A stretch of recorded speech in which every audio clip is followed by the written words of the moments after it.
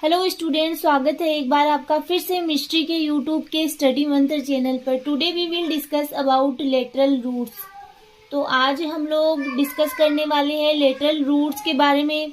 तो सबसे पहले हम लोग जैसे पढ़ चुके शॉर्ट क्वेश्चन, जब हम लोग स्टडी किए थे उस टाइम हम लोग पढ़े थे कि जो लेटरल रूट्स है उनका ओरिजिन होता है वो पेरीसाइकिल से होता है। और पेरीसाइकिल एक प्रकार से स्टीलर सिस्टम का पार्ट होता है। और स्टीलर सिस्टम में क्या क्या प्रेजेंट होता है? पेरीसाइकिल, वेस्कुलर बंडल, पिथ, ये सब किसमें प्रेजेंट होते हैं? स्टीलर सिस्टम में प्रेजेंट होते हैं। फिर आगे है lateral roots are originated from pericycle. Pericycle is a part of stelar system. की लेटरल रूट्स का ओरिजिन है वो पेरीसाइकिल से होता है। और पेरीसाइकिल किसका पार्ट है? स्टीलर सिस्टम का पार्ट है। Stelar region includes pericycle, vascular bundles and pith. As lateral roots grow through the cortex and epidermis, they are said to be endogenous in origin. तो कई बार आपके क्वेश्चन पूछ लिया जाता है कि लेटरल रूट्स को एंडोजिनस क्यों कहा जाता है या फिर अंतर्जात रूट क्यों कहा जाता है? क्योंकि अगर हम लोग बात करें तो ये किसके द्वारा ग्रो होती है? कोर्टेक्स और एपिडर्मिस के द्वारा ही ग्रो होती है, तो इनको एंडोजिनस कहा जाता है।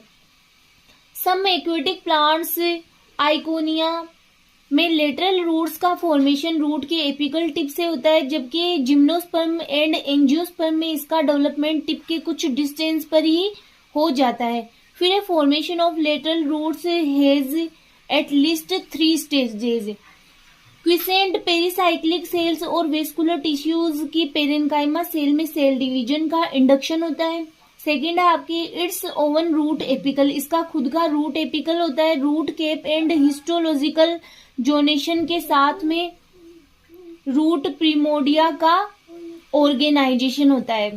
थर्ड है आपके प्रीमोडियम की ग्रोथ एंड लेटरल रूट के रूप में इसका ओरिजिन।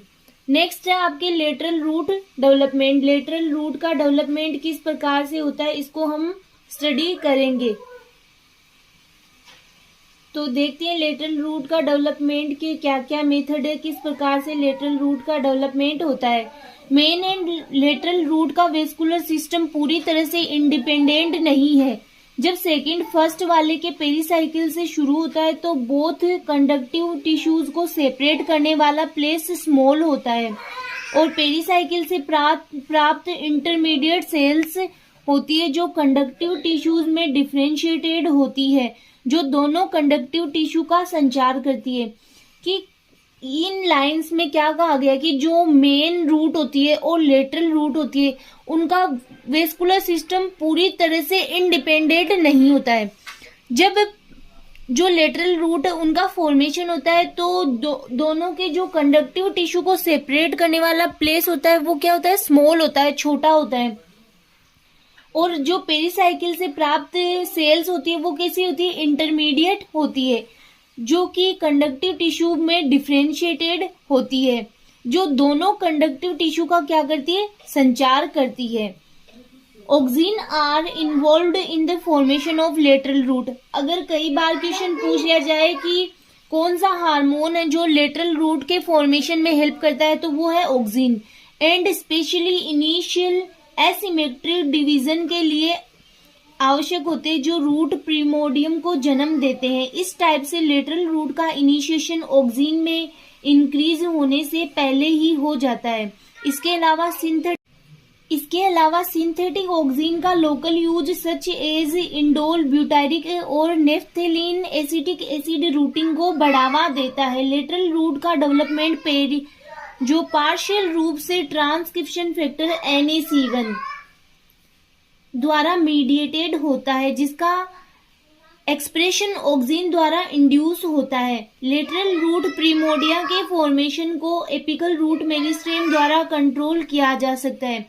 कि लेटरल रूट जो प्रीमोडिया होता है लेटरल रूट का, उसके फॉर्मेशन को एपिकल रूट मेरिस्टेम द्वारा कंट्रोल किया जाता है। वास्तव में इसे सेपरेट करने से लेटरल रूट का इनिशिएशन स्टिमुलेट होता है।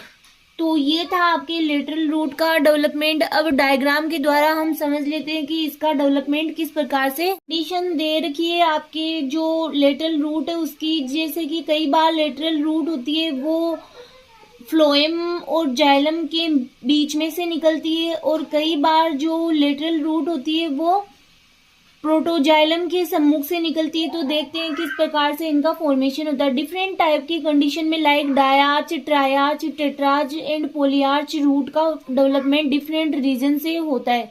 तो आप देख सकते हो ये है डायार्च कंडीशन, ये यहाँ पे ट्रायार्च कंडीशन आपके, और ये है टेट्रार्च और ये है पोलीआर्च।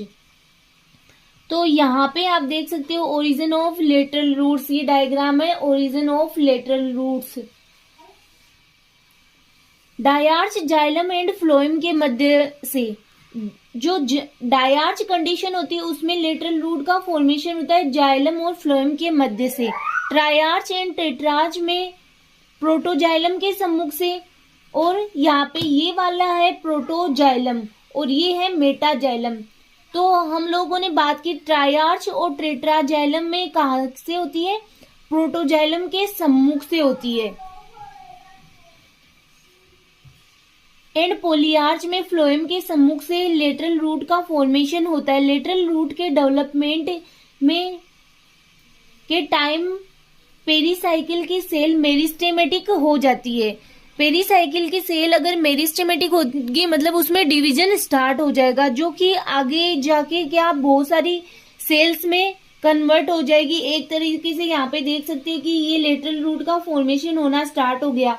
यहाँ पे पेरीसाइकिल की सेल क्या होगी, मेरिस्टेमेटिक हो गई, जिससे कि ये देखो इस प्रकार से लेटरल रूट का डेवलपमेंट स्टार्ट हो गया। ये रूट प्रीमोडियम का फॉर्मेशन हुआ है, ठीक है। फिर अगर हम लोग बात करें तो इस प्रकार से ये लेटरल रूट का फॉर्मेशन होता है, जिसमें ये है पेरीसाइकिल से इसका ओरिजिन हो रहा है। फिर ये यहाँ पे आप लोग देख सकते हो एंडोडर्मिस, ये ग्रोइंग टिप जो ऊपर वाला पार्ट होता है उसको बोला जाता है ग्रोइंग टिप। फिर ये है बाहर की तरफ कोटेक्स। अगर यहाँ पे इस डायग्राम को देखें तो भी आप देख सकते हो ये वाला पार्ट है लेटरल रूट, तथा डिवाइड होकर आउट ग्रोथ और बल्क के रूप में आउटर साइड ग्रोथ करने लगती है। इस बल्क को लेटरल रूट इनिशियल कहते हैं। मतलब सबसे पहले यहाँ पे से जो डेवलपमेंट हो रहा है इसे कहा जाता है लेटरल रूट इनिशियल। इस टाइम में एंडोडर्मिस की सेल या तो डैमेज हो जाती है या बल्क के साथ आउटर साइड आगे बढ़ने लगती है। इस समय लेटरल रूट में रूट केप का भी डेवलपमेंट होने लगता है और वेस्कुलर सिस्टम भी डेवलप होने लगता है। तो आप ये डायग्राम भी नोट डाउन कर सकते हो और देख सकते हो किस प्रकार से लेटरल रूट का फॉर्मेशन हो रहा है। सबसे पहले आप नोट डाउन करोगे कि पेरीसाइकिल है, उसी से ही लेटरल रूट का ओरिजिन होता है।